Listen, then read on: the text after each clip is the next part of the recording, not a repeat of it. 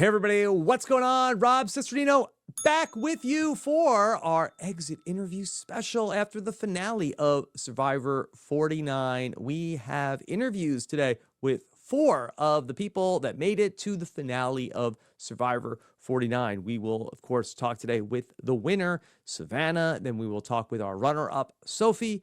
The RIZ, Riz God Baby, and Kristina are going to be here with us for exit interviews today. Following the finale, Sage was not able to join us today on Thursday for an exit interview.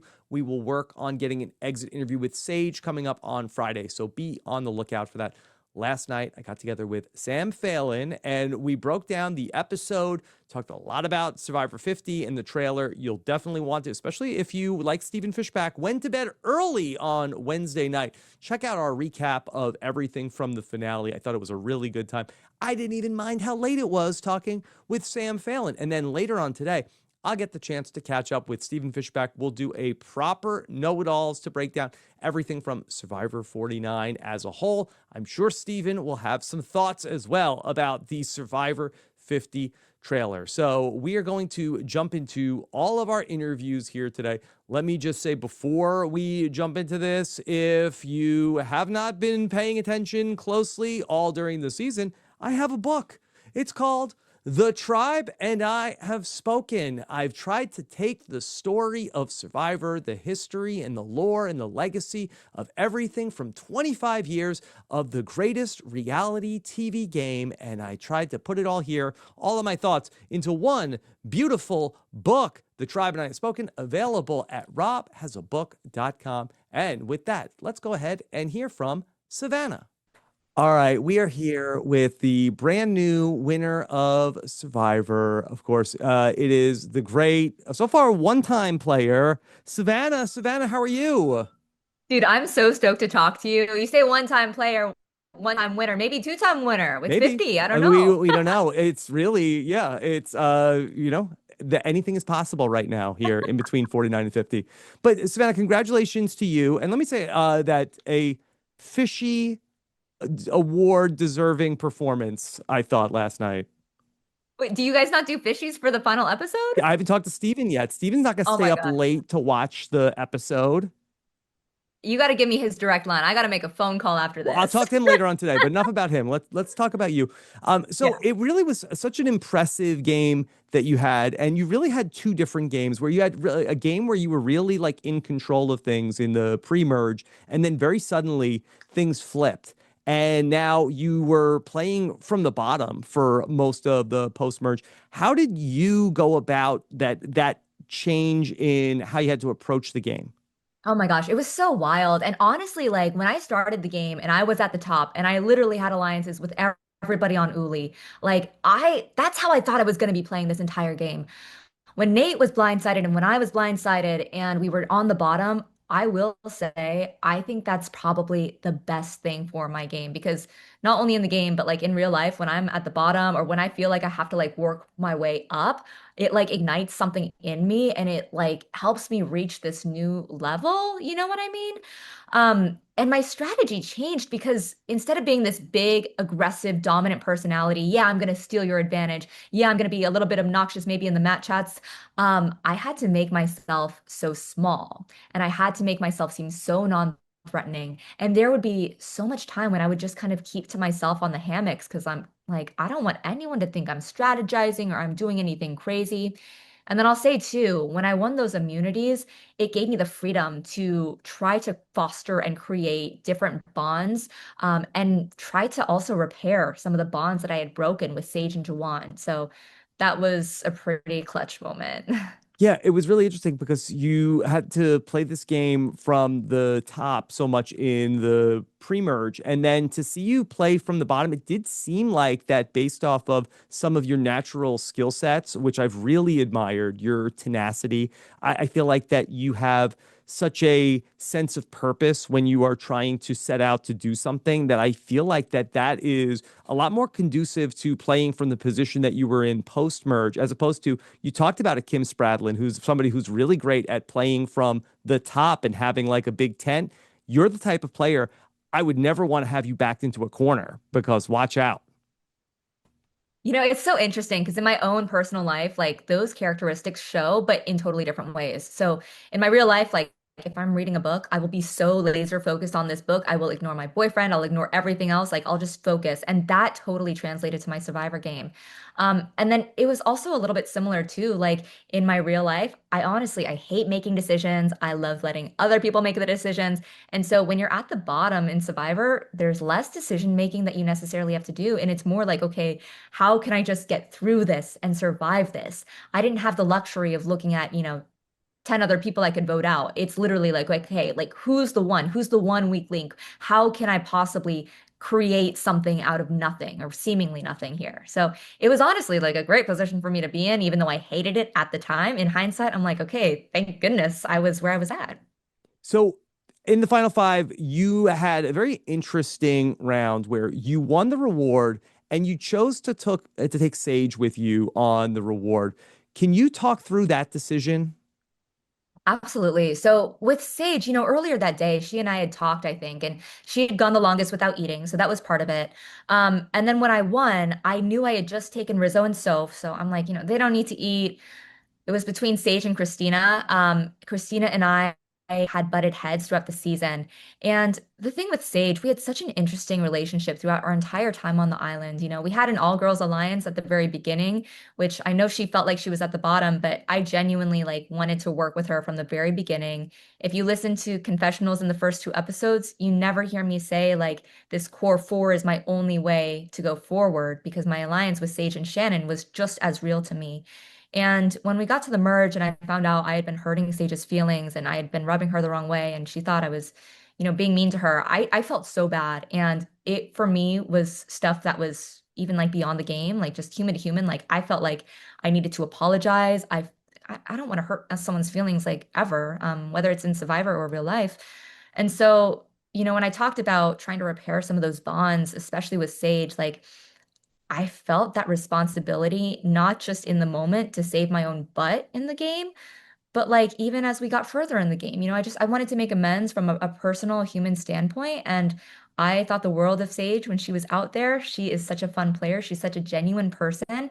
And she has this authenticity that I think is so rare to find in the real world Mhm. sometimes. I appreciated so much about her. And so that final reward for me was about like, hey, I know we've had our ups and downs too, but let's just have this meal together. I want to go further with you. Let's celebrate and let's try to see how we can get to the final four and enjoy this steak dinner. So what I thought you were doing, I said, wow, look at Savannah. This is such elite jury management. But then you came home from the reward and said, no, Sage isn't going anywhere. Kristina needs to go, which I felt like ends up being an interesting decision because it was no secret you and Kristina were not on the same page. I kind of felt like that maybe you might want Kristina next to you in the final three, as opposed to being somebody who was going to have a jury vote, not to mention a tough jury question. So why was it important for you to sort of get Sage further than to potentially have Kristina as somebody who people did not seem to be very concerned about her as a jury threat? They only seemed concerned about her as a fire maker. Exactly. And I mean, I think that kind of goes to my overarching goal. I really wanted to sit at the very end with Rizzo and Soph. And it's not because I thought I could beat them. I know that sounds crazy, but like I really just wanted to be up there with my allies and people who I had played this game with. Like I felt very confident in my game. I knew it was different from Rizzo and Soph's, and I knew people on the jury didn't like me. And if, it really wouldn't have mattered if in some cases who I was up there against, they would never vote for me. And so I really wanted to finish the game with Rizzo and Soph. And so that's why I was so focused on who might be making fire at four. Even if Kristina would have been easier to beat at the final three, I had seen her make fire. I had never seen Sage make fire. I'd never seen Soph make fire. And Rizzo was like, he was fine. I mean, Rizzo's okay. He has a lot of strengths, but maybe fire making is not his best strength. Yeah. And so at that moment, I'm like, okay, what's the best opportunity for getting my group of three to the final three? And I saw that as being hopefully taking Sage out at fire. Something that I felt like was a little bit of a disconnect was that from everything I've learned about you in these couple of months, you seem so driven, so focused. You take nothing to chance. You're prepared for all of these scenarios the fact that you, at least from what you told us, were not prepared to make fire was surprising to me. Dude, I was like, I've seen so much Survivor, and it's to the point where I'm like, how does someone get to day 25 and not know how to make fire? They are so dumb. Like, how can you possibly do that for the biggest experience of your life? You must be a moron. And then I'm literally there, that moron, right? And I was preparing so much with all of my workouts. I was doing so many puzzles. I was reading books on social strategy. I was doing everything. I just didn't have time to sit down and and do the fire stuff. For me, I also liked working out and doing the physical stuff, Yeah. and I love puzzles. So that was more fun to me, and fire just wasn't a priority. And I was hoping I could learn it on the fly, I guess. And then I actually got there and I'm like, oh my God, shoot, now I actually have to learn it on the fly. I'm glad it worked out the way that it did, but Yeah. dude, that was, yeah, not I'll a be lot honest, of I don't foresight. really know how to do it either. I'll be honest. Like I've seen it on TV. I feel like how hard could it be? But yeah, I haven't really spent ever a lot of time doing that. So what did you want Soph to do when Soph came back and she had won the challenge?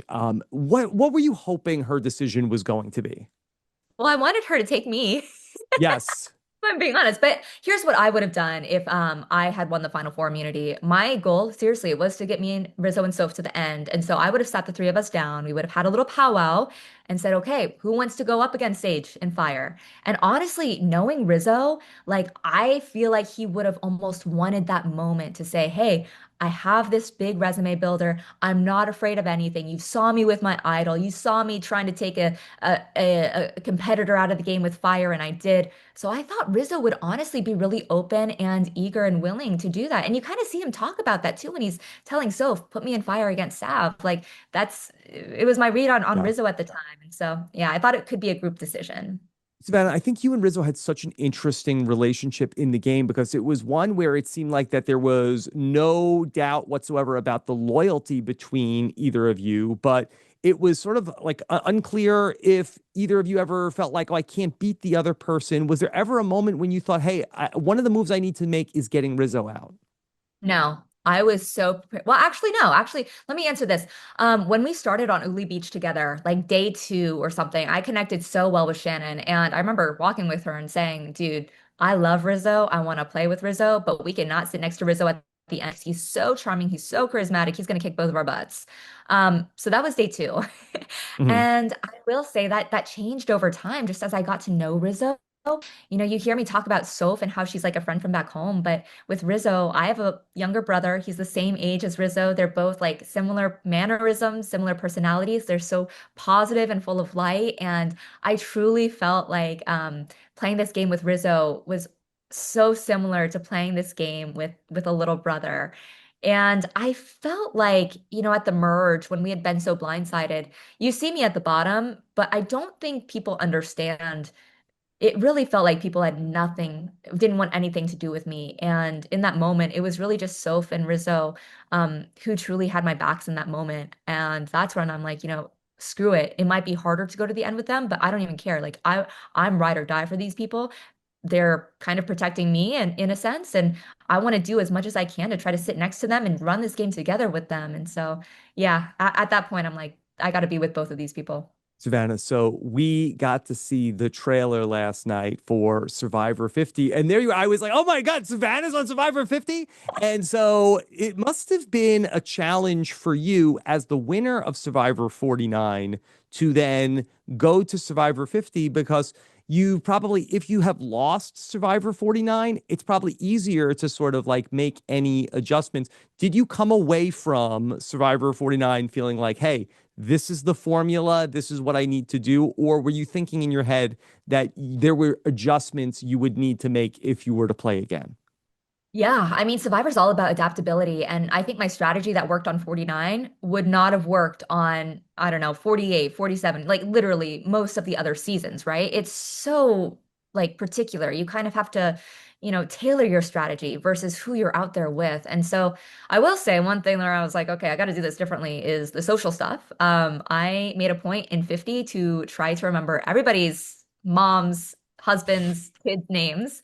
And I mean, that like honestly like scarred me in a sense, but I thought that I would have a better chance if I just kind of evaluated the people around me and adapted from there. Mhm. So I'll leave you with Yes. that as a little Okay. Well, snippet. we'll have plenty more to think about as we head into Survivor 50. Is there anything else that you wish they showed about your game that we didn't get to see?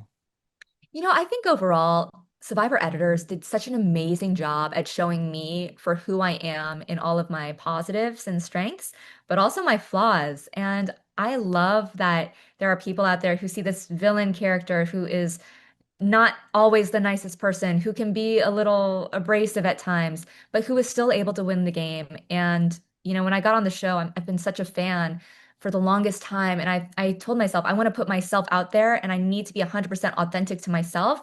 And the fact that honestly, like, I love that people love me, but the fact that some people don't like me too, like, I think that's such a cool thing because it shows that we have people who are multidimensional and who can be absolutely, villainous at one times, cutthroat and emotional in the other, and you might not always get them, but it was such a cool thing to be part of. I do wish they showed some of my softer moments with Rizzo and Soph because we had so many silly moments out there, Mhm. but overall, like I hope it encourages other people, especially other women, to play with, holding nothing back and to go for it and to be unafraid and bold and embrace their inner villain. Yes.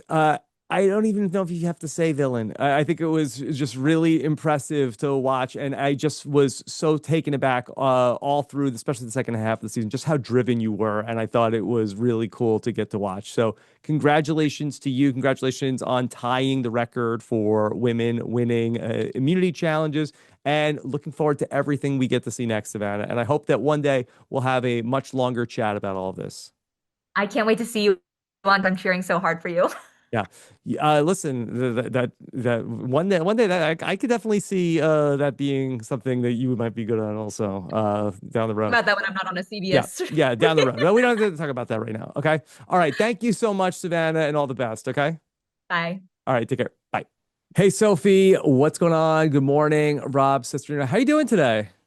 I'm doing so good, Rob. I'm on cloud nine right now. It was a crazy Survivor finale. I feel like I, I ended on a high note. Obviously, I didn't win. I Hmm. would have loved to wake up to $1 million, but Savannah did buy me a coffee, Yeah. so I'm benefiting a little bit by just being her friend. So, yeah, I'm proud of myself. So I'm happy. Yeah, I thought that you did not seem too bummed out with the overall outcome, considering all the adversity that you went through, and then ultimately in the final tribal council, you seemed that you were even like surprised that you got votes at the final tribal council. Yeah, I'll be honest with you, Rob. After Sav won Fire, I'm a very self-aware person. I knew what the perception was like. I'm sitting next to someone who wins four immunities, ties a record with the women from Survivor who won immunities, won Fire, so something else, some more ammo for her resume. I didn't think I had a good chance, but I did a really good job in the final tribal, and so much so that Sav turned to me before Jeff read the votes, and she told me, "You just won this game." Like, there's a lot that they edited out, but I did really good at that final tribal. So. And then also, Nate, Alex, and Steven told me they were 50-50. So I had a chance even against Sav. So I'm Yeah. proud of myself. I was stoked because I didn't think I had a chance. And the fact that like I was still respected even through everything, I was happy. The gratitude for my experience and for getting that far kind of outweighed the loss, even though Yeah. I still cried myself to sleep that morning. I was bummed that I Yeah, lost. I get that. I get that. And you have a great attitude about the whole thing. So you got two votes from MC and from Christina, but I was a little surprised that Alex wasn't a vote for you. Were you surprised by that? Of course I was. You don't think I had some What's words his with him after? problem? I don't know. What's your problem, Alex? I think he was a little jealous that I outlasted him and I got his ass out of the game because, I was the last Kella standing and he can never say that. No, I think Alex spent enough time with the jury to kind of observe and make his own decision. I respect his decision. I did have my Yeah. words with him. I was like, I would have given you my vote. What the hell? But it is what it is. Yep. But from watching your game, and I was really impressed with you all season long. I hope you know that. You were really in that classic position we see in the new era where you were much like a snake. Sorry, Jake, that you were like sort of like laying low and you were Yeah. primed to strike, and you had a couple of chances at the end of the game that didn't ultimately go your way. I want to revisit knowledge is power, where I know that you were even in the episode talking about you should have taken Rizzo's idol. Was there ever a thought about potentially taking Rizzo's idol and also voting Rizzo out, or was Steven always going to be the person who goes home at that tribal council? So one of the responses I had at Final Tribal that I wish made air because that's what MC told me convinced her to vote for me was the explanation for the knowledge is power. So after Kristina used her advantage or her idol on Steven, the only thing left for me to take with my knowledge is power was Rizzo's idol. And I had mentally prepared to do that. I was going to do that, but I was waiting for the last possible moment. And part of my game was convincing Rizzo not to use the idol. Like there was a lot of times, yes, he came in bluffing the idol, but he considered actually using it. But I would tell him like, no, I don't think we should do that yet. Like, let's use Sav's extra vote instead of your idol because as long as Rizzo had an idol in the game, I had an idol in the game and he was catching all the heat for it. So I could steal it from him at any moment, but I never really needed to. I just wanted to make a flashy move because I felt like I needed something else to differentiate myself to feel comfortable enough sitting next to them at the end. And at that point at Final Six, I knew that I was like too under the radar to beat them, but Steven was a bigger threat than Rizzo in the game at that point. And you know, Yeah. perception is reality. I knew the game Rizzo was playing. I respected it as all hell. I knew what he was doing, but that didn't matter to me. I knew what the perception was of the jury, and Steven had won two immunities. So I thought taking Steven's advantage and getting credit for that move was enough to make me feel comfortable sitting next to Sav and Rizzo because I had the relationships playing that knowledge is power correctly at all. I think enough mover on my resume to justify sitting next to them at the end. So that's why I didn't take it. I was afraid that Rizzo would have gone home. I didn't want to compete in another immunity challenge with both Sav and Steven. Because I mean, I love my boy Rizzo, but like I was doing better than him. Me and Kristina were doing better than him in immunity challenges. So like, come on. Yeah. I feel like getting Steven out was going to give me at least a chance to win. And ultimately it did. Who knows if Steven was there in the final four if I would have won the final immunity. Yeah, So so you won that Final Four immunity, and you had to make the decision of what to do with the fire making. You talked about how, Savannah is the big threat. Did you ever consider at some point, should I pull the Chris Underwood move and put myself in the fire against Savannah? all day long, Rob. That's why I told them not to talk to me because I wanted to, first of all, I didn't want anyone to be able to say that they convinced me to do something like I didn't want that to happen. So I sat on the beach for hours and I thought there was only two options, either Sav and Rizzo go on fire or I go against Savannah and fire. And I knew that if I beat Savannah and fire, I would have won for sure. But um, I just had gone through so much in that game that I felt like I almost kind of convinced myself that I earned the spot in the final three. And to some degree, I still think that. And there's a world where I still could have won. Like I know based on what the jury has told me that if Rizzo won fire, I would have won. So who knows? Like I don't think I Mhm. needed to do that. It's still a chance for me to win. And even then, I got votes and people were telling me they were 50-50 sitting next to Sav. So who knows what would have been the right decision? I could have lost that fire too if I put myself there with Sav. You never It would know have with been these things. Yeah. bad. You never know. So, Sophie, could you talk me through the final five vote? Because we really, in the episode, it seemed like that you were back there with Rizzo and Kristina, and you seemed like that you were on Yeah. board to, hey, we should vote out Sage. And then Savannah comes back and then says, no, it needs to be Kristina. And we see Rizzo and Savannah really sort of like talking that through, but we didn't really get to see your perspective and ultimately what you wanted. So can you talk a little bit about how that decision got made from your perspective? Sure. So Sav was not going to vote Sage out at all. At that point, she felt close to her and she didn't want to sit next to anyone she didn't like in the final three potentially. And her and Christina were always butting heads. They didn't respect each other in the game. And so that's why I was like, it was more an emotional move than a logical move at Final Tribal when I said that. Um, and then me and Rizzo wanted to get Sage out. We didn't want to vote Christina out because at the very least we get to Final Tribal, we're going to get second place sitting next to Christina. It was just the most logical thing to do. because we didn't know where Sage stood with the jury. So, but ultimately what happened was Rizzo was kind of afraid at, he thought that Sav was going to get upset with him if he didn't vote Sage out. And then when he ultimately told me he was going to vote Sage out, I was like, okay, I guess I'll vote Sage out too. Because what I'm going to vote I'm going to vote. Oh no, We sorry. can't make Savannah I'm going to vote upset. Kristina out too because if I didn't care. I was like, Rizzo, who cares at this point? Like, we're either making fire or you're winning the immunity challenge. Like, who cares if you make Sav mad? Sav told me, she's like, I don't care what you guys do. I'm just not voting Sage out. So I Hmm. was like, Rizzo, what the hell? I was about to get up at that tribal council. I'm like, let's vote freaking Sage out. What are we doing? Because at that point, again, we didn't know if she was gonna get her friends to vote for her in the jury because she had more friends there than we did. So, Yeah. I don't know. I still stand on we should have voted Kristina out because I don't think Kristina would have had Juwan's vote at least. But it is what it is. I don't think it mattered either way. Yeah. They And would have gotten potentially third place, another Kristina or person, Sage. another person who could have beat Savannah in the fire, maybe. Yeah, and that was another thing. The Sav did not want to be able to say she lost fire against Kristina. She kept saying that. She's like, if I lose fire against Kristina, I will never be able to That's forgive not how myself. she talks, So Sophie. Come on. I know that's true. She's probably gonna hate me for imitating her like that, but I don't know. Whatever, it is what it is. It Yeah. still worked out.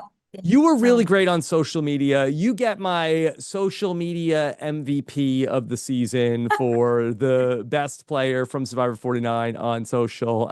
You had a tweet last night. You said, and y'all were calling me Mitch. I don't know if we can put that up on the screen. I know. I feel bad now about that because it wasn't I really I a feel bad shade to about it Mitch. because I might have said it.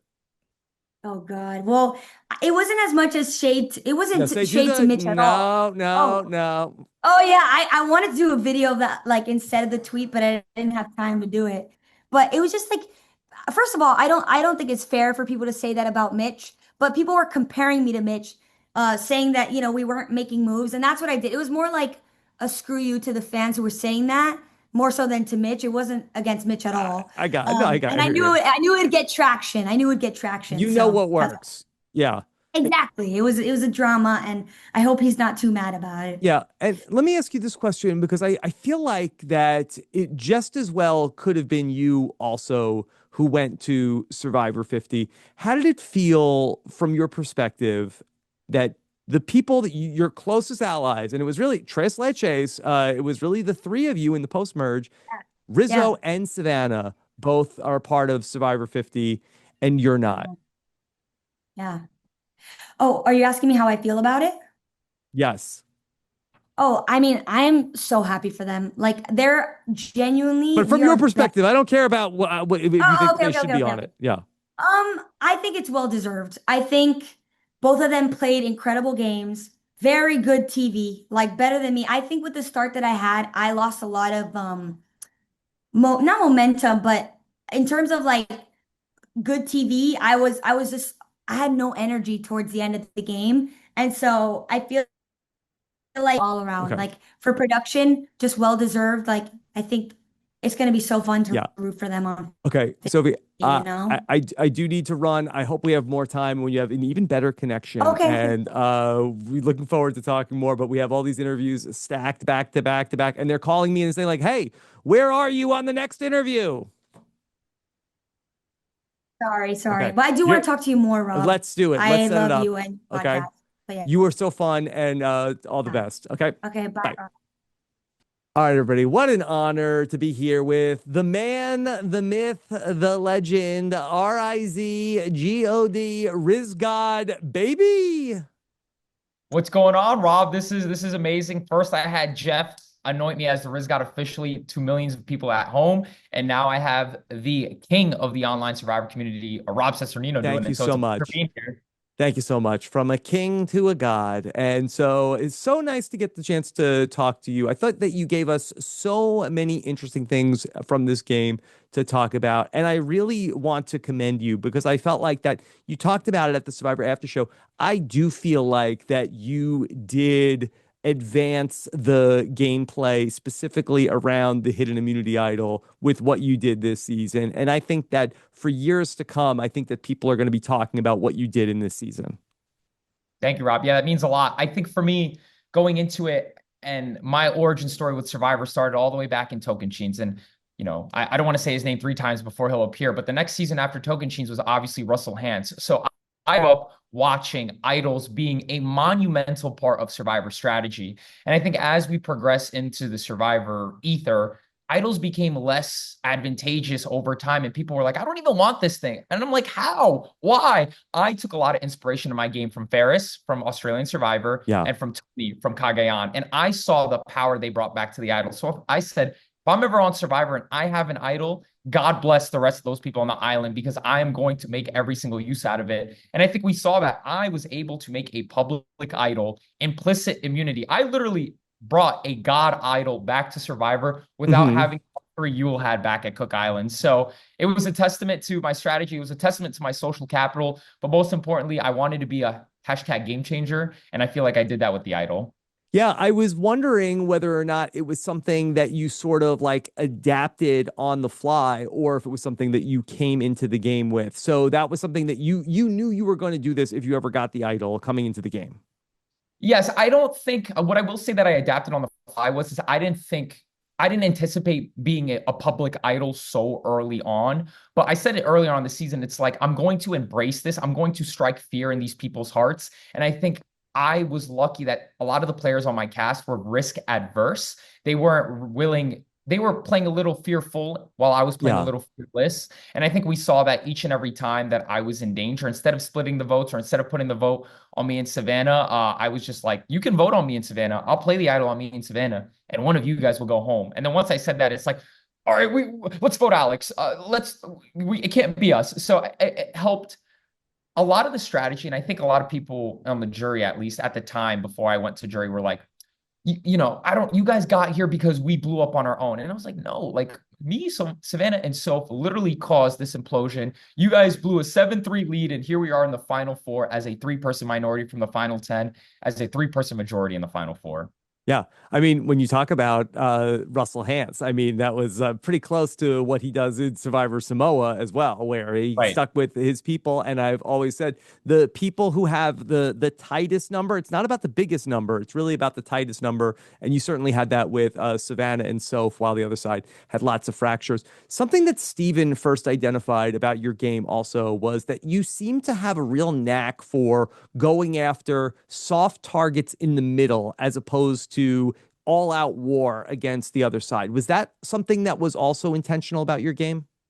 100%. I think I'm a Survivor superfan that I am. And like listening to exit interviews and listening to all this content before I went on Survivor is like, you need to find a common enemy, right? Because while if you're going shot for shot, blow for blow, you're going to be one of the people that get the target. But why not find a common denominator? I knew once I got MC out, because MC was the nucleus of Hina, I thought this is about to be a breeze. I, for votes, set up Alex should have been the target all the way back at the merge vote, because Alex did drop like a nugget to me, like Juwan and Sage might flip. And I was like, I don't think they're going to flip. So I go to Juwan and Sage. I'm like, Alex is saying you're going to flip. And obviously they ended up flipping. But that nugget allowed me to just throw Alex under the bus. Then when it came to Juwan, honestly, I wanted Sage to go, but I needed Yellow Sophi to feel like she was a part of us. And I did that at the MC vote. So seeing her flip to getting Juwan out was great. But then I flipped the script right after that. I'm like, Sophi thinks she is in the middle. She thinks it's our trio. And then Kristina, Steven, and Sage over here. Let's get her out of here. And then same thing with Steven. Steven thinks he has the majority here. Let's get him out of here. So you need to find a common target on Survivor. And I think I was able to pinpoint who that was each and every round. And I'm very happy with how it played out. I think in terms of my strategy was well displayed on the edit on the show. And I think that's how I played the game. And I'm very happy to know that the intention that I had on the island was displayed on the season. Okay, so we did not get to see you and Savannah go head to head in the final tribal council. Did you feel like that you could have beaten Savannah out in the final tribal council? I think it depends who we're sitting next to in the final three. I genuinely believe if it was Tres Leches in the final three, there's a world where Savannah and I actually both lose to Sophi, because the jury was very anti-Savannah and I, because they thought we were cocky. They thought that we had everything right, which we did. But I think people were anti against us. And I think what was best for Savannah and I's game is that one of us lost in fire because the other one can go into the jury and pitch why we deserve to win. Yeah. I think what people underestimate is when you're such a tight trio, it has its advantages because you guys are in lockstep, but it also has its disadvantages because you don't know, like the jury doesn't know what's truly happening. So a lot of the jury's perception was, oh, Sage is clearly like flipping the script on all of us. When the reality is like, and I want to give Sage credit, like Sage did a great job, but like we use Sage and Juwan as numbers to kind of flip every single time. So I was able to give that clarity. But to answer your question, had it be me and Savannah and Kristina, let's say, I think I have the social and strategic acumen and the resume to pitch why I win. The reason for all my tribal shenanigans was like Ferris and Tony, they did a lot of things behind the scenes. And when Savannah's winning immunity after immunity, that's all the jury is seeing. I need to differentiate myself from my counterpart. How do I do that? At tribal council with all the theatrics, talking about, I have this idol, making the fake idol play to show the jury, I know who they're voting for, and they're not going to go home. I don't need to play an idol on them. I needed to show the jury that I was truly running the game behind the scenes.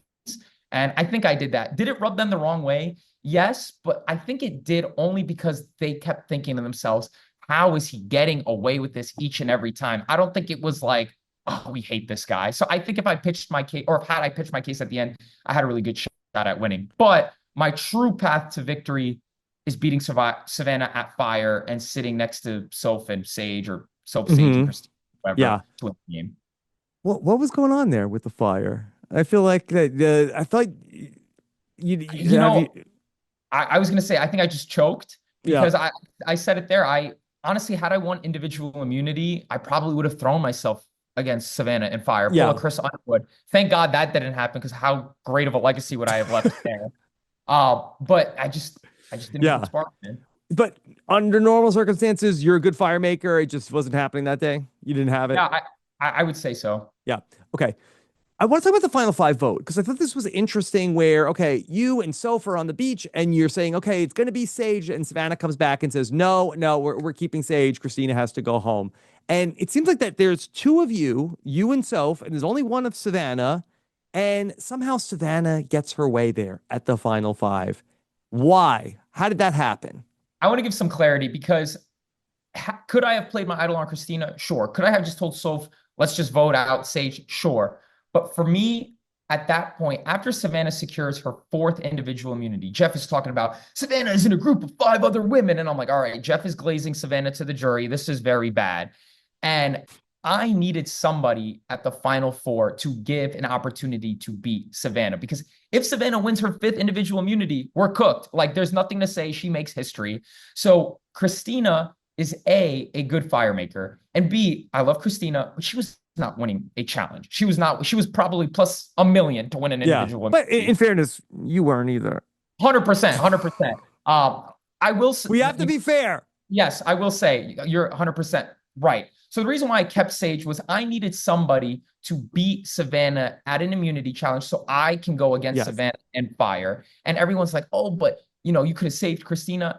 Like, if everything works the way it works out, Savannah, or like, if Savannah wins final 5 or final 4 individual immunity, she was going to put me against Kristina in fire. Yeah. And I love Kristina now, but in our relationship in the game was not that good. So had I lost to Kristina in final 4, I would have been very sour. I would have been very bitter because I rather lose in final 4 knowing I'm helping propel my ally Savannah winning than losing to Kristina. So I don't regret it. I think I was in the exact same spot I would have been.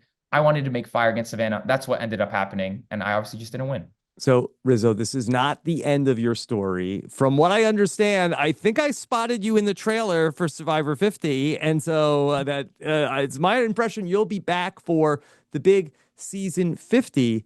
And you have the opportunity to maybe change something about your game that maybe didn't go the way you wanted it to. What was the one thing from Survivor 49 that you thought about tweaking, if anything, before 50? I am in such an illustrious group that less than 10 players have ever gone back to back. And I had the luxury of nobody knowing how I played. So for me, it's like, if it ain't broke, don't fix it. My social and strategic game is what got me here. So I was going to keep that, or I'm going to keep that heading into season 50. I think if there was one thing I'd fix is knowing how to do puzzles and knowing how to make fire when needed. So I think that's probably what I'm going to be focused on heading into 50. But besides that, in terms of my strategy, my social acumen, I wouldn't change a thing. Okay. Can I give a message to myself from 6 months ago? Absolutely. Hey, Rob, listen, don't be so hard on Rizgod being on Survivor 50. This guy's going to do a lot of interesting, exciting, inventive things. And this guy is going to deserve a spot to be there in Survivor 50. That means a So lot. get your head out of your butt, Rob. Don't be a hater. That means a lot coming from you, Rob. Seriously, like, I've been a fan ever since I was a kid, and knowing that I'm getting the respects from one of the greats means a lot. Yeah, Hopefully, I can cement my legacy on 50. Okay, well, listen, we'll see what happens in February, but I just want to say you did an incredible job, and it was very fun to watch and see what you were going to come up with week after week. Thank you, Rob. Means a lot. Seriously. All right, Rizzo, all the best, and we'll hopefully talk to you again soon. Absolutely, Rob. All right, take care. All right, we are here with Kristina. Kristina, how are you doing? Oh my gosh, what a finale. I'm just like, I remember when I got booted out and just feeling like very accomplished, and I did what I wanted to do and I felt proud. And watching it all back, I same thing. Like, I'm feeling really proud of the game I played. Yeah. How are you holding up in terms of the physical toll you took in some of the challenges? Because it really seemed like you were going through it. And Jeff was like, Kristina, you can't give up. Like, Jeff, maybe she should just take a minute. We have challenges where we're like answering questions about people instead of all of these like balance things. Yeah, my grandmother watched everything back and she said, "How are you feeling?" And I was like, "Well, my knees really hurt, but I just kind of like, it's fine." You all did not see how many times I actually fell in that last challenge. It was probably like 8 times off of that barrel. Yeah. You had such a big moment in the finale also from the jury where you asked a question and, I personally, I loved it because it was such a throwback of like, this is to me what Survivor is of, Exactly. hey, do you know the names of anybody in my family? Yeah. And it was just so fun then to watch Savannah squirm and try to answer that. So in terms of like how you and her had a complicated relationship, That's a way to put can you it. talk a little bit about that from your perspective? Yeah, so throughout the entire season, if you look at different challenges we did, you will hear people say, do it for this person, do it for that. And so that kind of was like our thing, was knowing family members. And you mentioned kind of like the throwback. One of my favorite moves in Survivor history is season 1 when Kelly like avoids getting voted out and gets immunity because she knew someone's last name. And I love that. And I think it speaks to Jenna's like, kids' names. yeah, exactly. And I'm like, you knew this information. And I value a social game. And I actually wanted Savannah to prove me wrong. I actually, in that moment, I was like, maybe she'll prove me wrong. She didn't. But I mean, just our complicated history. I think you all saw a glimpse of it, but we're going back to episode 1, Matt chats and different things she would say. And I was like, I don't know if I really like her. And when I finally gave her kind of the benefit of the doubt, and I was like, okay, let's have an actual like conversation. And we got to talk about kind of some personal stuff. I was telling her why I was feeling the way I was feeling that day. And then we like switched to game, and it was just this instant like, so who are you voting for? And I was like, wait a minute, your tone, like we were just here and now everything has changed. And I was like, I don't really like this tone switch. I did not walk away. I want people to know that. I actually was like, I don't like your tone. Just a timeout.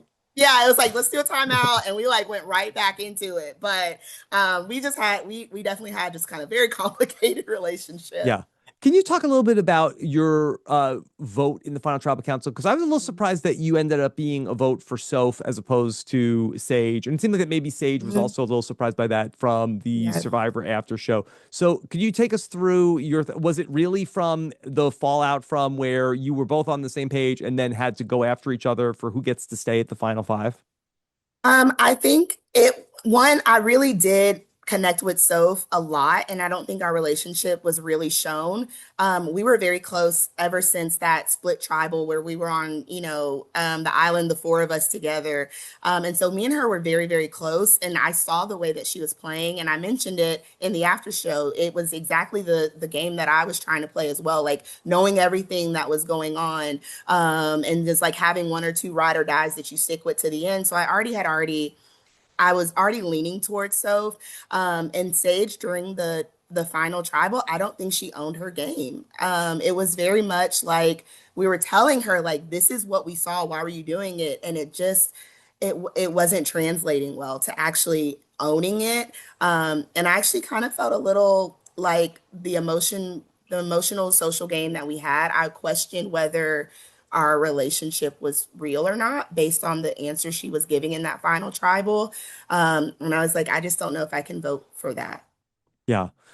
Can you talk about your relationship with Steven? Were you surprised in the episode where he ends up going home that he Mhm. characterized you as a sloppy ally? Were you surprised Yeah. to have heard that from Steven? He had given me a heads up, so I knew that that was potentially could get aired. Hmm. But Rob, I did not sleep the entire time I was out there. Okay, on a normal day, fully fed, I have mom brain, which is a real thing. Okay, and so having mom Yeah, brain plus not I do. sleeping, That is true. I do know yes, about that. it's so Yeah. it's so true. And so and then I didn't sleep. So yes, did I may have like Yeah. forgot what lies we were telling and things like that, but like, hey, one Hina remained at the end. Yeah. So that's all I'm saying. Yeah, you're the last. Yeah, if Soph gets to say, I'm the last Kella, you're the last Tina. Yeah. Do you have one point where you feel like that? Oh, there. Looking back, we had this big lead on Mhm. the trio, and there was one thing that we did, or that you feel like that you could have changed. What would it have been? I think I really wish I fostered the relationship with Sophie Segretti more. Yeah. I think the universe was telling us you all need to be each other's number ones. We were on every single tribe swap together. And I think her feeling like she was on the outs and she became that swing vote. And I wish I would have fostered that relationship way earlier. Yeah. Me and her, we just had such a mutual respect for each other. As like being on the show, she was kind of, we both were strategic. She had the physical, but I had the social, and we just kind of saw each other as like we were just opposing. But I wish that I would have really fostered that relationship. Christina, you had the really powerful moment during the season where you shared about the story about your mom passing and Mhm. how you really missed her. I bet you really got overwhelmed with people reaching out to you that also were dealing with their loss and Mhm. probably reached out to you. What was that like to get that kind of response from people? It was very emotional, and overwhelming in the best possible way. And I'm trying so hard to go through and just answer all of them because I think I'm obsessed that people are trusting me with this information, and I want them to know like I Yeah. see you, and I'm glad that it's inspired you. And I've actually had people that are in therapy and rehab right now because they heard that story. And so that just means it means so much to me. Yeah. It's I know it must be really, really hard because that's not the type of person that I am on television in terms of Yeah. okay, I'm gonna be so vulnerable to everybody. Mhm. And it's something I've talked about in the past with Carolyn, where when you open Mhm. yourself Mhm. up to that, then people now feel like that they can come to you Yeah. and they're going to share a lot of their trauma with you, and Mhm. because they feel like, okay, this is a sympathetic ear, but I'm Yeah. sure then it's a lot for you to take on too. Yeah. I'm okay with being the safe space for people, and I want to be that for them. But mental health is also very important. And so honestly, when I know the messages are there, and I'll say, you know what, am I in a mental space to really sit down and respond at this moment? And that's kind of how I separate it is like, am I in a good space? Okay, I really want to give everyone attention and like really let them, trust me with that information that they're giving me. And so I do kind of just make sure that I am in the right headspace before I talk to people. Was there a move that you felt like that you had made in the game that you were disappointed to not have seen in the show? Yep. I think it's with the Nate vote. It was very much portrayed as the safe vote, but it was not at the time, at all. Like Nate, back on that last tribe swap, and I was on the tribe with him, I was like, oh, he's good. He is insulated with everyone. He wanted to work with MC, who is one of my closest allies.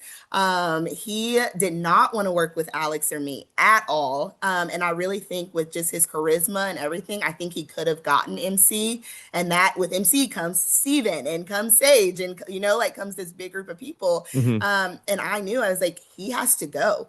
And so I phrased it obviously as like, this is a very safe move, guys. But like, no, I needed him gone. Yeah.